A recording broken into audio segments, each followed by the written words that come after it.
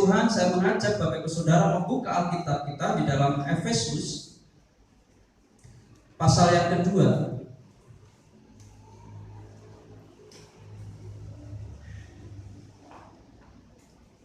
Kitab Efesus pasal yang kedua ayat 19.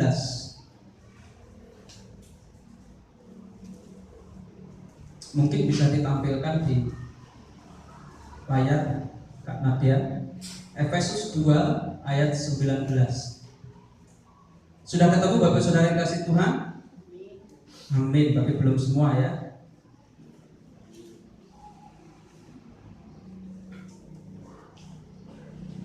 Efesus pasal 2 ayatnya ayat yang ke-19.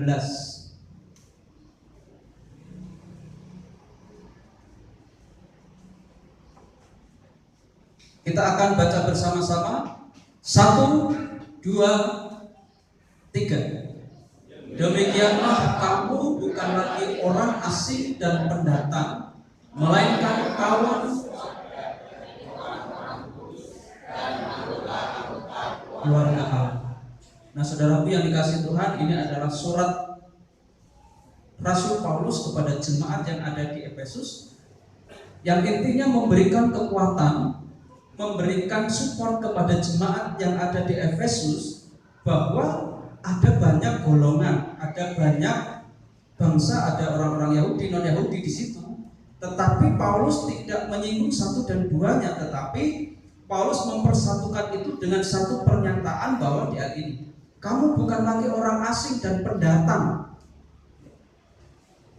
melainkan kawan sewarga dari orang-orang kudus. Orang-orang kudus ini menunjuk kepada gereja atau jemaat ya.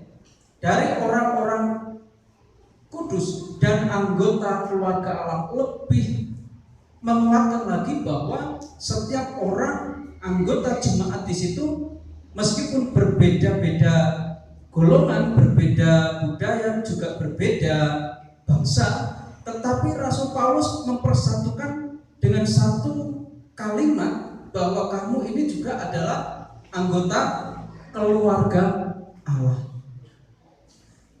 Akhirnya dari sini sudah tidak muncul lagi diskriminasi kamu di golongan dan juga dari bangsa mana dan lain sebagainya. Sama-sama warga kerajaan Allah.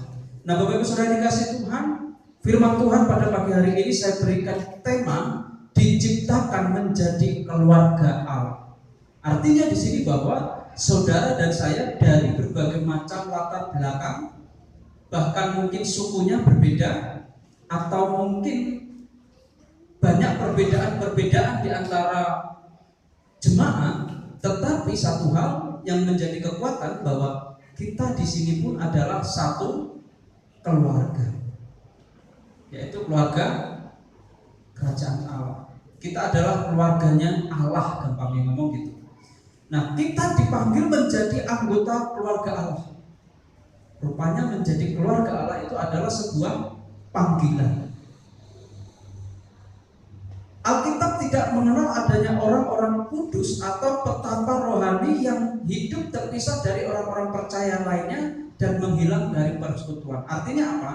Ketika ia menyandang gelar atau menyandang identitas warga kerajaan Allah atau keluarga Allah, mereka ini adalah orang-orang yang dianggap kudus, yang dianggap hidup menyendiri terpisah dari orang percaya lainnya. Tidak.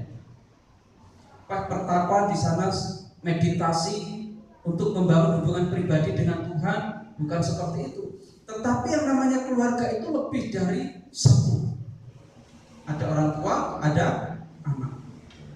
Bahkan Tuhan Yesus menggambarkan hubungan antara manusia dengan Allah itu adalah bapa dengan anak. Sudah sangat jelas di situ bahwa inilah sesungguhnya yang dimaksud keluarga. Secara rohani seperti itu. Tetapi secara berjemaat, keluarga itu meskipun berbeda-beda di dalam suratnya Paulus ya, ada anggota-anggota yang memiliki fungsi masing-masing, tetapi semuanya itu adalah tubuh Kristus, kalau Paulus menggambarkan seperti itu. Nah, yang namanya anggota ini tidak lepas dari persekutuan. Alkitab mengatakan bahwa kita merupakan satu tubuh. Paulus mengatakan kita ini satu tubuh. Yang namanya tubuh itu ada banyak anggota, benar ya? Ada mata, ada hidung, ada mulut, telinga, terus apa lagi? Tangan, jari, kaki, betis dan lain sebagainya. Semuanya punya fungsi masing-masing. Semua juga punya kerja, sistem kerja masing-masing. Tetapi semuanya itu adalah satu, yaitu tubuh. Meskipun fungsinya berbeda-beda, tetapi tetap pada fungsinya menjadi satu. Dan ketika satu anggota ini melakukan sesuatu, dia tidak bisa melakukan sendiri. Artinya apa? Dia membutuhkan yang lain. Ketika tangan ini mau mengambil sesuatu, dia membutuhkan kaki untuk berjalan. Ketika tangan dan kaki ini mau mengambil sesuatu, dia membutuhkan mata untuk melihat. Gitu ya. Tangan tidak bisa berjalan sendiri tanpa ada jari untuk memegang sesuatu. Artinya apa? Punya fungsi masing-masing, punya peran masing-masing, tetapi mereka memiliki satu hal yang sama, spiritnya sama, dikomando satu bagian. Yang mengomando siapa? Otak. Benar ya? Otak yang mengomando tangan, kaki. Ketika otak mau mengambil itu, tangan ini bekerja, tetapi juga tidak sendiri. Ada tubuh, ada kaki yang berjalan. Bukan kaki sendiri yang berjalan ke situ, tapi ada badan. Ini yang juga turut serta. Telinganya nggak mungkin ketinggalan. Telinga juga ikut serta. Semuanya terlibat. Nah, demikianlah gambarannya. Alkitab mengatakan bahwa kita merupakan satu tubuh, rapi tersusun, turut menjadi ahli waris, diikat menjadi satu, dan akan diangkat bersama-sama. Artinya apa? Ini semua kelak akan diangkat bersama-sama. Bukan tangannya tok, bukan mulutnya tok, bukan matanya tok, bukan kepalanya tok. Ngeri toh? Kalau semua terpotong-potong terangkat ke surga loh. Artinya semua ini nanti akan ada fungsinya masing-masing. Nah, Bapak Ibu Saudara yang dikasihi Tuhan, dari Efesus pasal 2 ayat 19 ini ada dua hal penting yang melengkapi pengertian kita akan kriteria diciptakan menjadi keluarga Allah. Yang pertama, Saudara, yang melengkapi adalah selayaknya sebagai keluarga, berarti keluarga itu harus saling membangun. Keluarga harus saling membangun. Layaknya seperti dalam ruang lingkup keluarga yang di dalamnya semua saling ketergantungan dan merasa membutuhkan bantuan dari yang lain. Seperti gambarannya tadi. Kalau mau ngambil sesuatu, tangan ini tidak bisa berjalan sendiri tanpa ada bantuan yang lain. Artinya ada ketergantungan, membutuhkan pertolongan dari yang lain. Begitupun fungsi daripada anggota tubuh. Tidak dapat melakukan segala sesuatu dengan sendirinya. Artinya saling membutuhkan. Menjadi keluarga Allah tidak serta-merta pasif, karena merasa menjadi bagian dalam keluarga. Aku ini kan menjadi bagian dalam keluarga. Ya wis, aku menemukan orang keluarga. Tidak. Tetapi justru harus aktif mengambil peranan supaya semua dapat berjalan dengan baik, terutama dalam hal membangun. Apa yang dibangun? Gereja. Apakah gereja? Apakah gedung? Gereja tidak serta-merta berbicara tentang gedung, tetapi gereja itu adalah tubuh. Setiap orang percaya inilah gereja. Lalu bagaimana cara membangunnya? Saudaraku yang dikasihi Tuhan, nanti akan lebih jelas lagi. Bagaimana cara membangun gereja yang adalah keluarga Allah? Bukan gereja keluarga Allah itu ya, tapi gereja ini pun saudara dan saya ini adalah keluarga Allah. Bagaimana kita bisa membangun diri kita? Saudara, sempat saya singgung tadi, kita harus saling membutuhkan. Kita saling bergantung dengan yang lainnya. Kita merasa tidak bisa melakukan sendiri. Contoh, saudara, di dalam urusan kerohanian kita sangat penting apabila kita menerapkan sikap saling peduli. Saudara, sikap saling peduli ini juga adalah alat untuk membangun gereja. Bayangkan di ruang lingkup kita, jika satu dengan yang lainnya tidak ada kepedulian. Tengok kanan kiri saudara. Sudahkah saudara peduli terhadap samping kanan kiri saudara?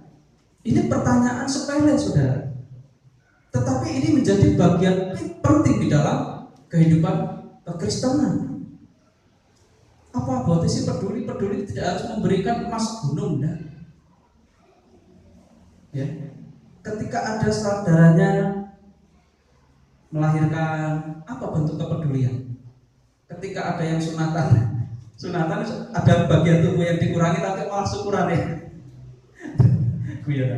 Ketika ada seperti itu, hal yang membuat orang lain sukacita, ada kepedulian kita, ada rasa yang juga kita rasakan terhadap yang dia rasakan. Bukan hanya sebatas simpati, tetapi ada empati.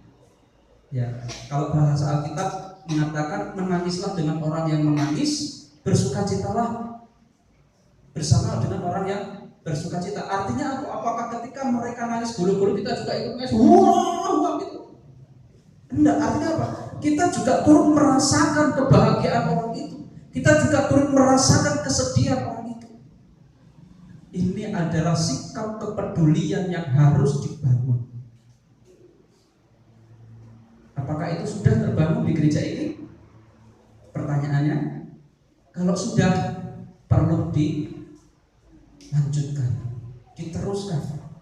Tapi kalau baru setengah-setengah, yuk sama-sama kita bertumbuh bersama, jalankan ini. Kepedulian kepada sesama, kemudian menguatkan apa yang menjadi kelemahan yang dialami saudara kita di dalam mojang. Ada sharing kan? Ada nggak yang curhat? Aku sedang mengalami kelemahan. Misalkan tanpa diucapkan, oh kita tahu dia sedang lemah.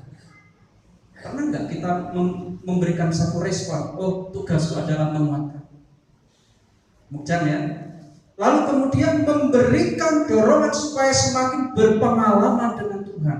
Berpengalaman dengan Tuhan ini tidak serta-merta sesuatu yang indah-indah saja saudara, tetapi berpengalaman dengan Tuhan ini beraneka ragam. Ada yang saat sedih, duka cita, mungkin juga saat yang tidak enak untuk dialami. Ini pengalaman dengan Tuhan. Bagaimana mengatasi semua hal ini bersama-sama dengan Tuhan. Lalu bagaimana hasilnya? Ketika melihat hasil, kita punya pengalaman dengan Tuhan saudara, ada suatu kebahagiaan yang tidak bisa terucapkan ketika kita menyadari Tuhan menolong. Dan itu kita bagikan bersama-sama. Keluarga yang saling membangun itu penting. Satu dengan yang lain saling menguatkan, satu dengan yang lainnya saling menghiburkan, satu dengan yang lainnya saling peduli. Betapa indah dalam gereja.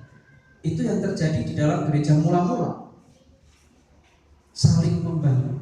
Lalu kemudian yang kedua, yang terakhir adalah hal penting yang melengkapi pengertian akan kriteria diciptakan menjadi keluarga Allah adalah keluarga yang saling melayani. Keluarga merupakan lembaga pendidikan yang dibentuk oleh Tuhan dengan maksud dan tujuan yang sangat mulia, yaitu supaya setiap anggota keluarga menjadi pribadi yang tangguh dan menyenangkan hati Tuhan. Jadi saudara, keluarga kita itu adalah lembaga. Kalau lembaga itu pasti ada struktur organisasi. Betul enggak? Mana ini orang organisasi? Di dalam lembaga itu pasti ada struktur organisasi. Ada ketua, wakil ketua, sekretaris bendahara dan lain sebagainya. Lalu di dalam keluarga apakah ada seperti itu? Secara tidak terlihat siapa yang menjadi kepala dalam rumah tangga, siapa yang menjadi pemimpin dalam rumah tangga, ketuanya, bapak, siapa yang menjadi bendaharanya, ibu. Anak-anak juga punya peran penting. Ini organisasi kecil. Oleh karena itu penting di sini kita mengetahui bahwa keberadaan kita, bahwa keluarga itu diciptakan oleh Allah dengan tujuan yang sangat mulia. Supaya setiap anggota keluarga menjadi pribadi yang tangguh dan menyenangkan hati Tuhan. Tujuannya untuk menyenangkan hati Tuhan. Keluarga menjadi sebuah gambaran akan cintanya Allah kepada manusia yang diisyaratkan hubungannya bagaikan bapak dengan anak. Bagaimana kita melihat orang memperlakukan anak?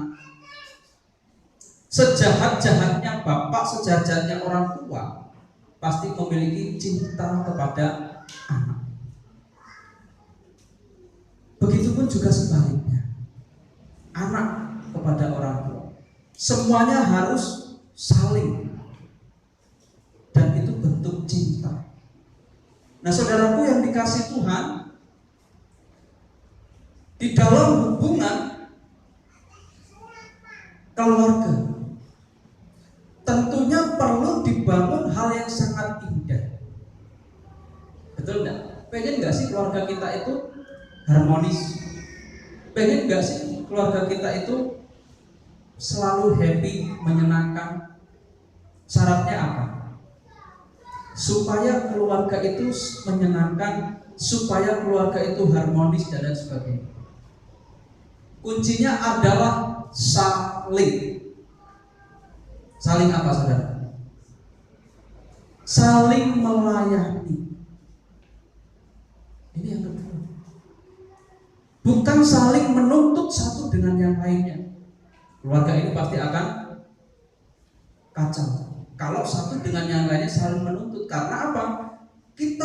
Kita tahu bahwa tidak ada yang sempurna di dalam berumah tangga. Pasangan pun juga tidak sempurna. Ketika kita menuntut satu dengan yang lain, oh kamu harus seperti ini sesuai dengan keinginanmu. Dibalik. Begitu juga yang satunya, suami menuntut istri, istri menuntut suami.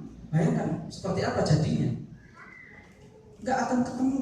Tetapi ketika keduanya, jika keluarga ini saling melayani, maka semuanya itu akan jadi indah. Perhatikan dan coba ini bisa dipraktekkan. Nah, demikian pula keluarga dalam Tuhan. Ajaran yang semestinya nyata adalah saling melayani seperti teladan Tuhan Yesus kepada murid-muridnya. Tuhan Yesus datang, loh, dia Allah, dia Tuhan, dia guru, dia adalah pribadi yang patut untuk dihargai, dihormati, dilayani. Tetapi justru dia datang ke dunia ini mengambil alih itu semua. Aku datang bukan untuk dilayani, tetapi untuk melayani. Bayangkan ketika saling melayani ini diterapkan di dalam rumah tangga, bahkan di dalam gereja. Asik enggak gereja itu? Enak enggak gereja itu? Damai enggak gereja itu? Satu dengan yang lain saling melayani, tidak memandang aku lebih tua, aku lebih muda, oh aku punya pangkat, aku punya kedudukan, oh aku orang biasa. Ketika hal ini diterapkan di dalam kehidupan bergereja, tidak memandang status, satu dengan yang lainnya saling melayani, saudara. Makanya kenapa jemaat mula-mula itu pertumbuhannya pesat. Karena orang-orang yang melihat pada iri, itu loh kok terjadi seperti itu. Oh betapa indahnya mereka yang berkumpul itu. Makanya apa yang terjadi? Tuhan menambahkan jiwa-jiwa baru menjadi kesaksian. Banyak orang merasa iri, ingin bergabung. Nah, saudaraku yang dikasihi Tuhan, milikilah pengalaman yang indah dengan Tuhan melalui tanggapan hati yang mau melayani. Tanggalkan pangkatmu, tanggalkan kedudukanmu. Ketika di dalam gereja, layanilah satu dengan yang lain. Indah, saudara, enak dilihat, menjadi kesaksian bagi banyak orang. Banyak orang yang akan mengikut Kristus ketika hal itu diterapkan di dalam gereja ini. Lakukanlah pelayanan dalam lingkup kecil, yaitu keluarga. Suami melayani istri, istri melayani suami, suami istri atau orang tua melayani anak, anak melayani orang tua. Indah, saudara, enak. Terjadi saling melayani dalam keluarga, di dalam gereja kita saling melayani. Pak, bagaimana aku harus melayani satu dengan yang lainnya? Apa yang harus kulakukan? Banyak, saudara. Saudara diajak curhat, rumahnya itu sudah melayani. Benar enggak? Orang yang punya beban berat, enggak perlu saudara nasihati, saudara dengarkan saja sudah lego, itu melayani. Saling melayani satu dengan yang lain. Nggak perlu harus menunggu Mas, Dek, Om, tolong ambilkan. Ada kepekaan dalam hati. Ketika orang itu butuhkan, sikap. Oh, orang itu butuhkan, dia yang harus diprioritaskan. Orang Jawa itu terkadang mempertahankan apa ya namanya? Bukan berdemo. Sing tua didhisikne gitu ya. Sing tua didhisikne, pokoknya sing tua itu menjadi hal yang diprioritaskan. Tetapi di dalam kekristenan tidak seperti itu, saudara. Yaitu kita lakukan, tetapi dasarnya bukan karena dia sing tua, tetapi dasarnya adalah aku mau melayani. Begitu juga dengan yang tua, bukan berarti tua terus lah bakal secah wingi sore. Nah, ini yang perlu dibangun. Ketika kita sudah tahu dia membutuhkan, kita tahu, kita layani. Ini kehidupan bergereja yang seharusnya ada dan seharusnya ini tertanam di dalam gereja ini. Saling melayani. Jadi dua hal inilah yang melengkapi pengertian diciptakan menjadi keluarga Allah. Saudara dan saya ini diciptakan oleh karena satu tujuan. Saudara dan saya diciptakan tujuannya adalah untuk menjadi keluarga Allah. Ketika ingin menjadi keluarga Allah, saudara mau tidak mau harus memahami pengertian ini. Satu, saling membangun. Kedua, saling melayani. Sebagai kesimpulannya, saudaraku, menjadi keluarga Allah bukan berarti tinggal diam dalam kenyamanan, melainkan harus terlibat aktif dalam melakukan semua hal yang baik dan menjadi teladan, baik dalam hal saling membangun serta saling melayani sesama anggota tubuh Kristus yang diterapkan dalam kehidupan bergereja. Saudara yang dikasih Tuhan, tugas kita bersama. Kita ini adalah keluarga Allah. Yuk saling membangun dan yuk saling melayani. Siap untuk saling membangun, siap untuk saling melayani satu dengan yang lainnya tanpa memandang status apapun juga. Yuk sama-sama kita bertumbuh. Amin. Kiranya firman Tuhan ini menguatkan kita, firman Tuhan ini meneguhkan kita menjadi keluarga Allah. Kita sama-sama akan membangun, saling membangun, sama-sama saling melayani. Pemain musik saya undang ke depan, kita akan bersama-sama meresponi firman Tuhan dengan satu pujian bersama keluarga. Karena kita ini adalah keluarga Allah, kita diciptakan untuk saling membangun, kita diciptakan untuk saling melayani. Dan ini merupakan satu komitmen kita bersama keluarga kita. Mari kita melayani Tuhan. Siapa yang dilayani? Saudara-saudara kita, gereja, dan setiap hal yang membutuhkan pelayanan kita. Itu yang akan kita layani. Bersama keluargaku melayani Tuhan.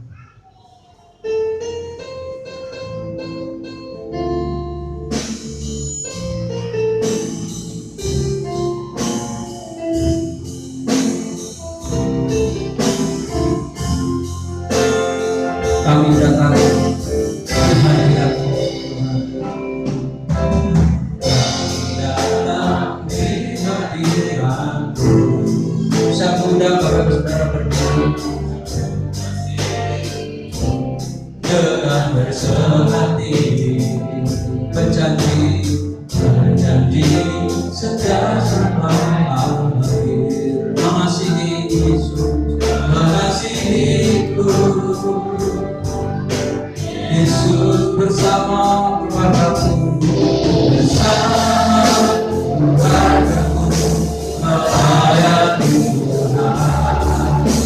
Bersatu selamanya mengasihi Engkau, dan ada dapat melebihi kasih-Mu ya Tuhan.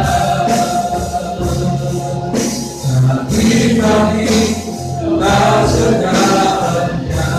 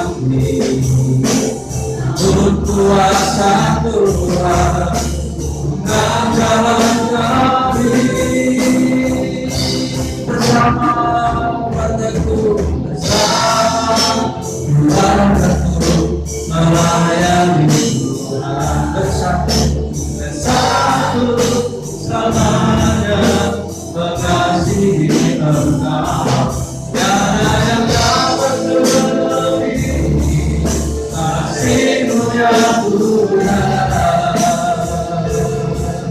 Bagi kami Engkau segalanya.